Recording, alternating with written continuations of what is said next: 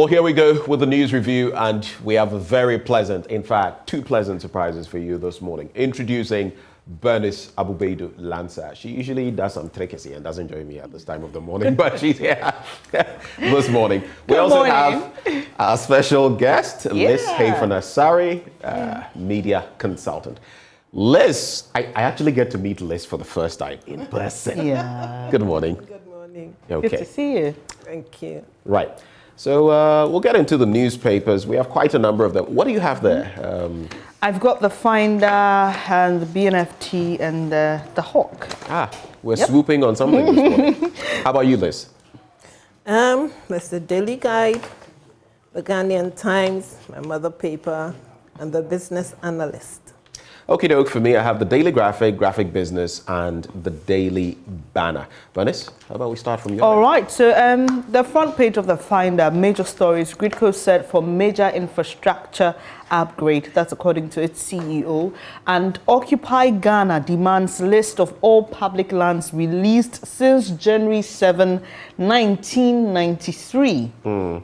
Mercury-free mining bolstered as president commissions 100 extraction machines, and Barbara Inkum awarded Marketing Director of the Year at National FMCJ Summit. Congratulations to her. But there's this interesting one about Occupy Ghana asking for all public lands released since January 7. And the story is on page 4. Since January 7 when? January 7, 2022? 1993. 1993. Yes. So good luck with finding the documentation and everything. This expression group, Occupy Ghana, has for the third time threatened to take legal action against the Auditor General after it failed to assure of any action being taken by his office to issue disallowances and surcharges. The legal actions include sending a petition to the Right to Information. Okay, no, I'm not sure this is the same. Okay, so there are two Occupy Ghana stories. So I got confused because this one is the banner, so I assumed it was the same. So right. Occupy Ghana demands a list of all public lands released since January 7, 1993. In the exercise of its right to information, under Article 21 of the Constitution, is demanding the list of all public lands over which government's ownership or control has been relinquished since January 7, 1993. In addition, it wants the respective sizes and locations of all such lands and the conditions of release, whether free, sale, lease, or licensed. In a letter dated June 2, addressed to the Executive Secretary of the Lands Commission, Occupy Ghana is asking for the amount of rent paid or payable for every land that has been leased. This is going down to every detail. They don't just want the list, they want every detail about the lands. And the 6-point letter is also demanding any other amounts paid to or received by government, if any, for each such transaction. And the pressure group says since the coming into force of the Fourth Republic, several parcels of public lands have been released from government ownership or control. That includes that the government had acquired over the years through outright purchase, statutory vesting, compulsory acquisition, or the constitutional freehold reversionary interest under Article 266 of the Constitution. Now, there's a quote from that statement: "We are interested in the circumstances surrounding the release of the lands." And it's interesting that we are doing this story because today we'll be discussing the impact of pressure groups in Ghana. That's one of our big stories we'll be looking into. So let's see how Occupy Ghana is able to... Whether Occupy Ghana is able to occupy the information. But the point is, for me, what I just wanted to chip in was... even with an RTI law, you know how difficult it is. Yeah. I mean, we've heard from the likes of Manasseh. I remember just a few months or weeks ago, I don't know whether it's over 2 months, we heard from Kojo Ponkroma, my Minister for Information, saying, we want to see more people. We're not getting enough people, testing the law. But for those who have tested the law, they will come back and tell you, you go and there's a rebuff. You remember the stories about come and pay 1,000 Cs, 5,000, outrageous. Yeah, but I mean, just to test the law. Then we RTI Commission looking into that. Yeah. But subsequently, it's not as simple as, and even if for media people and entities who may be trying to get information, is that difficult. That is where I feel going back into time and all of that. I don't know how tricky this situation would be, but it would make for interesting reading to go through that list from 1993. It will be. And we we can all understand why Occupy Ghana is demanding this at this time. But let's move on to some other papers. Okay, would you like to start with the Ghanaian Times? Yeah. The Ghanaian Times has as its banner "Boost for Small-Scale Mining" as President inaugurates 100 mercury-free gold processing machines. Ghana's COVID-19 cases increase after relaxing safety protocols, says Dr. Patrick Kuma-Boaji. And then 9 banks partner government to roll out YouStart. I don't know which one to pick. Anyone that gets your attention. Actually, the COVID gets my attention. It did for me too. I think that it's because we have relaxed our protocols. But let me go to page 19, see what it says. So the increase in COVID, it makes everybody we're all sitting puts on everybody edge. on tenterhooks, yes. So the story is by Abigail Arthur, and it says the Greater Accra region is beginning to see increased COVID-19 active cases after the pandemic safety protocols were relaxed on March 27th this year. The Ghana Health Service has warned. It leads with active cases of 317 after recording 91,363 cases, out of which 90,729 have recovered and had been discharged as at last Thursday. Then it talks about Eastern region and some of the other regions. Yeah. Right. But again, for me, it catches my attention because you wonder, with the relax of the protocols, does it mean that we're not doing certain things that we used to do before? I thought that we'll still wash our hands and still sanitize, so that you're still trying hard to curb spreading the COVID. It's not only the wearing of masks that prevents it. There are other protocols that we need to follow. And if we have relaxed the wearing of masks, I think that the others should still be enforced so that we are still hygienic enough. Let me find out from you, looking at the nature of the virus, and for us here in Africa, we were almost always the last to go through every cycle, So when a certain variant is reported in the West, it trickles down. Yeah. Then later we see it here in Africa. So there were those who were saying, look, it wasn't a good time to relax the protocols, because considering that in other countries they were still recording higher numbers, following the earlier cycle that I've mentioned, you're likely to see it happen in Africa again. And so you should just hold on a bit, and let's see what happens with the West, and then you can determine the nature of the virus and how it's beginning to treat our people up there before you relax the protocols. We saw, and I like the way it's captured here. It says, after relaxing safety protocols. And so it tells that probably we did it too early. Yeah. But did we? Did we really do it too early? Because you recall that, we're gone some 2 years. We have to look at this in a broader perspective, because it was also impacting the reopening of our land borders. It took us about 2 years, and people were saying that is driving us out of business. Even after we reopened our borders, Togo, the Ivory Coast, it took a few more months, I think, before they opened their borders with us. So... so we're talking, yes, the land border. There's that dimension. There are those who felt that was too delayed, but I'm talking about the wearing of the nose mask. In churches now, we're allowed to come back together. The whole spacing arrangement has been reversed. Like she's saying, a lot of people are not wearing the nose mask. A lot of people are not even washing their hands again.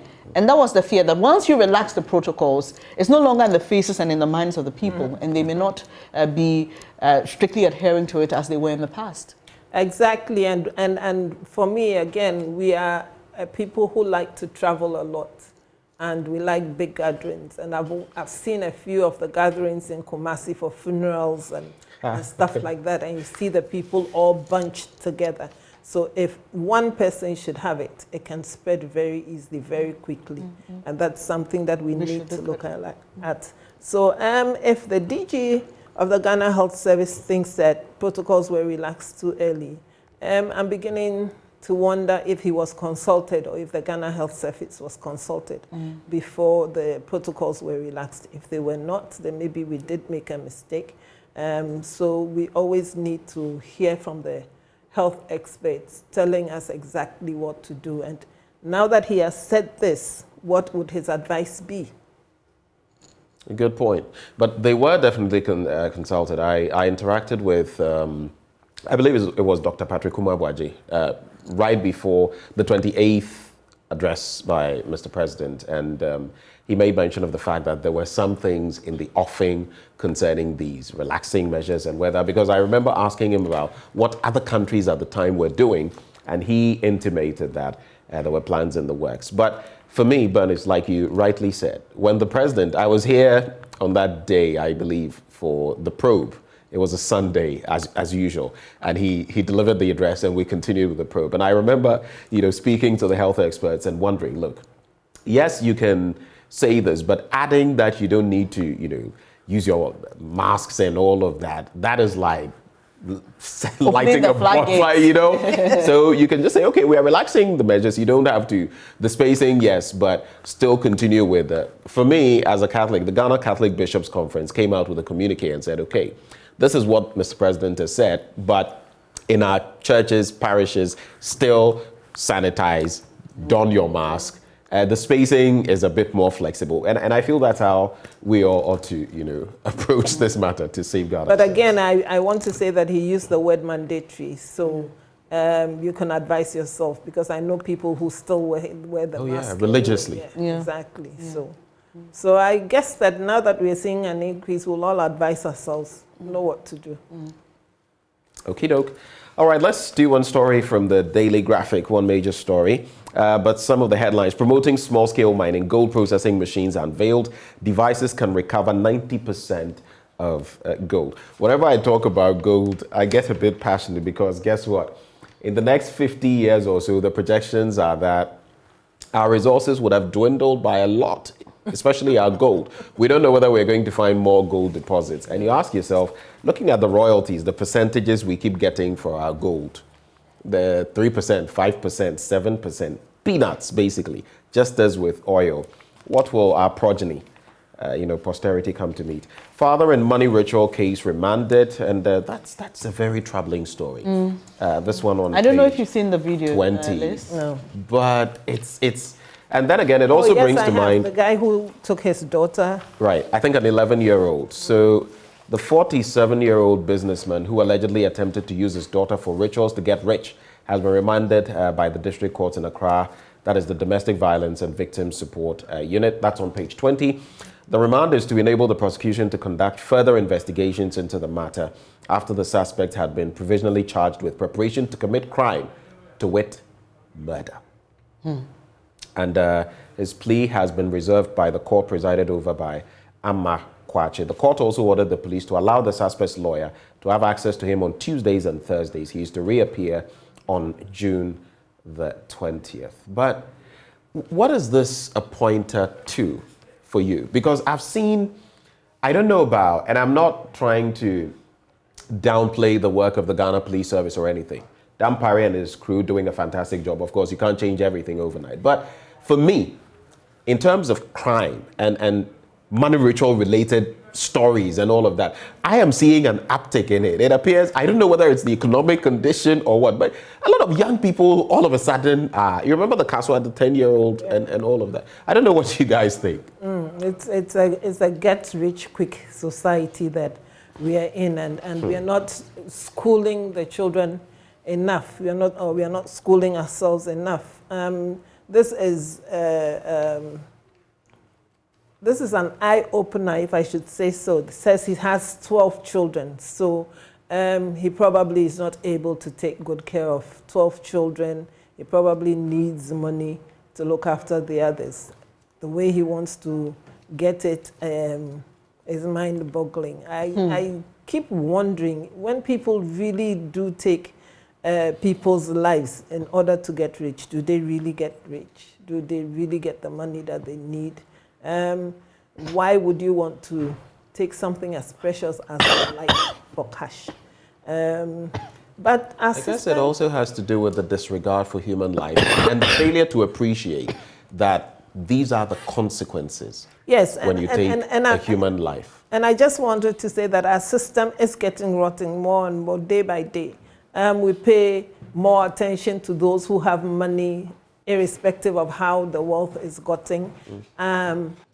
And in our churches and other religious groupings, we give them prime of place. These are the, because they have money. And yes, and these are things that people look at and feel like, well, I'm being left out. So why don't I find a way of making sure that I'm up there with the high and mighty? And the high and mighty, as we look at it, as those who have monies in their pockets. So academia does not matter much anymore. Working hard for what you have does not matter much anymore. As long as you're driving a flamboyant car, it doesn't matter if you got it out of narcotics, whatever. We give you all that respect and all first place in places that you go to. And until we change that mindset, until we begin to honor those who really need to be honored, you'll still get people going to all these ritualists and things to be able to get money quickly. What we need to do is focus on making our society what it used to be before, where we looked up to people who had achieved through hard work. Right. Today we celebrate thieves, so to speak. Yeah. Thieves are celebrated. So then it becomes a problem. And when you go out for functions, outdoor rings, weddings, and you see people throwing money all over the place, then the question is, how did they come by this amount of money that they can just be spreading? And they do it with careless abandon. It's like it doesn't matter to them because probably there's more where it came from. But how did you get it? The final story I'll look at from the Daily Graphic newspaper, another crucial one. It's on page 16. Motorway reconstruction begins August. That's according to Roads and Highways Minister Kwesi Amoako-Attah. But for me, even as I reflect on this story, I ask, well, better late than never. But Liz, we've been talking about the motorway stretch and patching, concrete with asphalt and all of that. Some of the stretches, Liz, when you're on them, you see the metal, whatever, the rods, and it's so dangerous. We interacted with some people and they'll tell you that this is a death trap. Why do we have to wait as a country and get to this point? Because lives are endangered. Some of the bridges are near collapse. You know, the bridges on the stretch, some of them are near collapse. We want to wait all the time. But anyway. And for me recently, the rains that flooded the motorway, I was like, we don't have to call it a motorway anymore. I mean, we've so neglected its maintenance and it's Can you imagine the German Autobahn, getting flooded? That's what it means. Exactly. And so you saw all those cars, I mean, jammed because there was flood waters in the front. And when you're driving through those flood waters, like you're saying, because all the metals and things are showing, you're not sure what you're going to drive on. You're not sure what you would come out, whether you come out the other end with your car still functioning. So it becomes very worrying. But our culture of maintenance has been horrible. And when you look at the rains and the Kaswa roads, you're talking about the motorway. It's now going to be rehabilitated. What about the Kaswa roads? What about the other roads where nothing has been done? You see places where yesterday the road looked very good. Heavy rains, and it's deplorable. And you ask yourself questions. Are we being shortchanged by our contractors, by those who are giving out the contracts, or by whom? Why aren't things being done properly? Is there any monitoring and evaluation?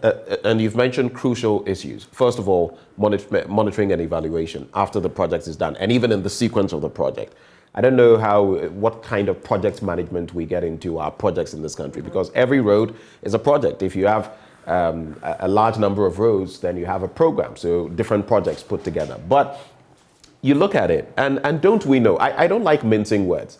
A lot of the roads we have and why they fare so poorly is because of the chop, the kickbacks. Because out of one road contract maybe worth 10 million, someone is getting a cut of 1.5 million, 2 million, 3 million. At the end, the contractor is not getting 10 million to do the work. So he's going to have to use maybe 5 or 6 million to do what 10 million should do. This is what we get. So then there are few who are, I'm trying to choose my words carefully, but who are causing us to go into the issue of recycling our projects. So you find one project has been done, in 2-3 years it has to be redone. There's no maintenance, there's no proper care being taken. And like I said, when you talk about maintenance, that culture does not exist. So the question is for the Ministry of Roads, what kind of monitoring do they do when the roads are being constructed? Do they turn a blind eye because, like you said, chop, are they the ones who are collecting the kickbacks and therefore they know that the contractor does not have the full amount of money to be able to construct the good road that he probably tendered for? We do that to ourselves all the time, and then we talk about progress and development. And when we do that, then we are always fingering government, but just to say that government too should make sure that when contracts are given out, people do it and do it to the specifications that they tendered for. And I hope that we as a people will get up and start questioning these things and not just sit and receive whatever is giving us or whatever is thrown at us. Just to wrap on this, so the sector minister says it starts in August, Bernice and Liz. My question, between now and August, hopefully we'll not lose lives. I'm being brutally realistic here because like you saw with the floods, like we see daily, I mean, so many of these are occasioned by accidents, preventable deaths, that is. Anyway, so there's a story on the front page of the DNST that caught my attention. The president inaugurating 100 sets of mercury-free gold processing equipment is also captured here. Tallow oil confirming measure with Capricorn Energy. But this one, fertilizer sales hit lowest patronage as prices shoot up. So we are, picture, right? You know, yeah, I mean, and this is very disturbing because we've had this conversation here about the cost of food, even on the markets. And it's a mixed bag of many things leading up to that. Now we are being told that even though there's fertilizer on the market, the farmers cannot afford it. Now this means that you're going to have lower yields. This could possibly lead to another situation where we may have a shortage in food supply. Prices are going to shoot up. And it's just interesting, when you read the details of the story on page 3, written by Wisdom Johnny Nwekpe, the Peasant Farmers Association of Ghana, according to its head of programs and advocacy, Dr. Charles Nyaba, says that government has proposed the farmers should look at organic fertilizers. I mean, of course, obviously we're being told that the Ukraine-Russia war is affecting the supply of fertilizers, and so looking at organic is cheaper, but the farmers, well, they're not used to organic fertilizer farming, and so it's something that they're not easily adapting to. Then we are also told that government has reduced subsidy from 50% to 15%. And so they have to pay more for this. I don't know. Considering the war and even its impact, I don't know what you think about government's subsidy. Should we look at a reversal? Obviously, looking at the impact already on food prices on the market. Should we look at a reversal? I know, that's a tricky spot to be in. Yeah, exactly. But having thought through it, you know that we almost always tend to government for things, and government, and because of its promises it has made, not by any fault of ours. But I have always wondered, why do we import so much fertilizer? And you're saying that the farmers are not used to the organic, but we have had the organic all along. So the question is, what have our agric extension officers been doing? How many of them are even available? Who is schooling our farmers? Who is showing them that there are things that we can adapt to that is good for us as a country? Why must we always wait on Russia or Ukraine to get fertilizer to grow our food? And unfortunately, you realize that when you use fertilizer to grow our food, its shelf life is very short. You know, so why aren't we looking at ways of growing our food such that we are able to have a longer shelf life? Why have we stopped looking at how to process our foods, can them so that in the lean season we still have them? Mrs. Okulu was doing a good job when she was canning. We had the Nsawam cannery that now is sitting like a white elephant, not doing anything, you know. And we sit and we still are looking at ways of growing food in Ghana when in the past, I mean, look at the times of Operation Feed Yourself. We were growing food in our backyard. We were not using fertilizer, but we were having very good yields. Again, you see that all our surface soil is being washed away. Why? Because we have paved almost everywhere. And so the water does not seep into the ground and leave our soils rich. It just runs off. And I was watching, I think, your story on the recent rains.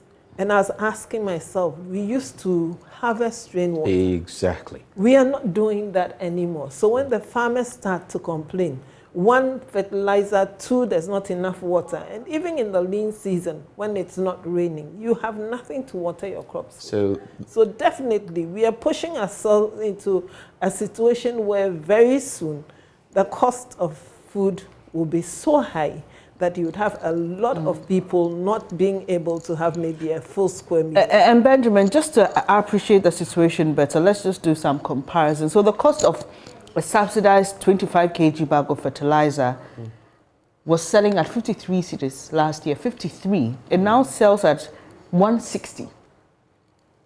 I have so many of those lists on mine because I deal with a lot of these. The Ghana Chamber of Agribusiness, for example, they have so many of these lists. They are heartbreaking. Gargantuan leaps. Gargantuan leaps. You can't even. And if they are producing with these fertilizers, Bernice, definitely. I mean, the projections are that next year, if we are not very careful, food prices could become a very big problem. They are already. They are. I always say, if you're buying 1 tomato for 2 cedis 50 pesos, that is mind-boggling. You know. But just a quick run around some of the things you said. The organic fertilizer. You see, the other problem of it, as I've engaged some of the farmers, is that some of them also don't even know what to do. Now, it's not just animal, what do you even call them? Waste. Excrement or whatever. Can you imagine how dangerous it would be if some farmers were just sprinkling, they just put it together like cows but that's what some are doing because they don't know. It must go through a certain process before it becomes manure, before it becomes fit for that purpose. That is the danger. And a lot of the time, government that is subsidizing the fertilizers, the farmers are maybe planting maize. They need the fertilizer at this time of year. The fertilizer does not come.